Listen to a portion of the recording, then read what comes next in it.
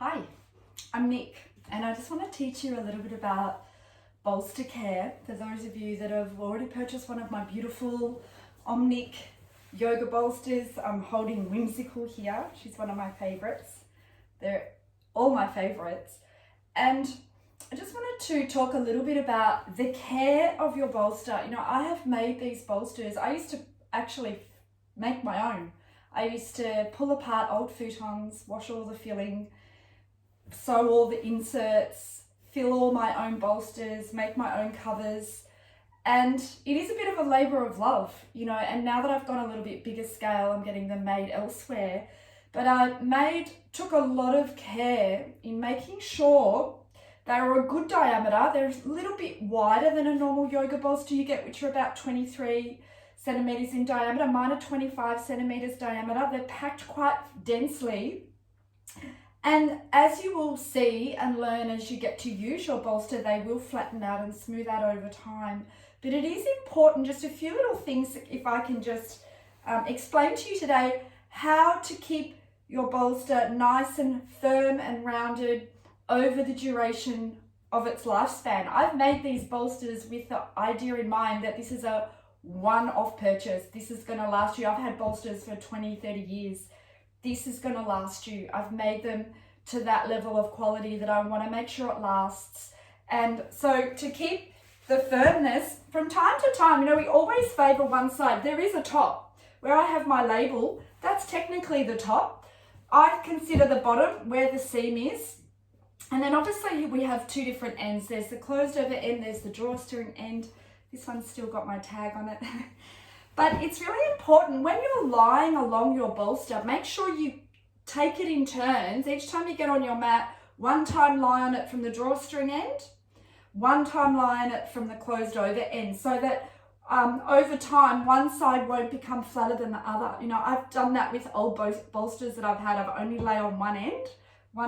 Some of my older bolsters have got a handle on one end, so I only ever lay on the other end. And now one side is actually really quite flat. So make sure you take it in turns. And I'm talking when you lie along, you're lying along from this way.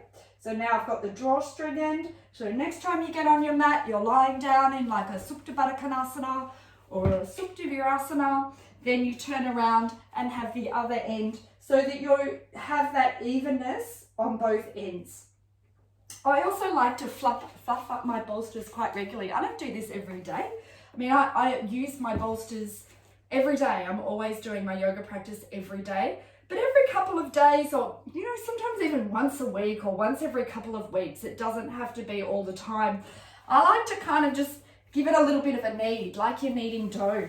Just so that even though, like I said, there's a top and a bottom, you still want to knead it in from the sides, and that will prevent your bolster from flattening like a pancake. Now, like I said, I deliberately had them made a little bit wider in diameter, so they're not going to flatten too much. They're not going to end up being really, really flat. They will flatten out a little bit though. So just from time to time, like knead it like you would dough, rolling it onto each. I like to think of it as each edge, just so that you make sure that you keep that, as much as you can, that nice rounded support. And then I like to smooth it down from time to time, just to prevent any sagging in the middle. Like I suggested, making sure you sit from one end, take it in turn, sitting at the other end. And this should keep your bolster. You know, this one, I've been using this for a few months now, and it's still kept its, and like I said, I use it every day. I use my bolsters every day, sometimes a couple of times a day. It's still nice and rounded, it's still nice and hold. They are densely packed, so they will keep their shape. But these are just a few little tips so that you can keep your bolster nice and even and smooth throughout the duration of your yoga practice. And make sure you check out my yoga bolster poses page. I'm adding to that regularly, where I give you some suggestions on how to incorporate a yoga bolster into your yoga practice. Love and gratitude.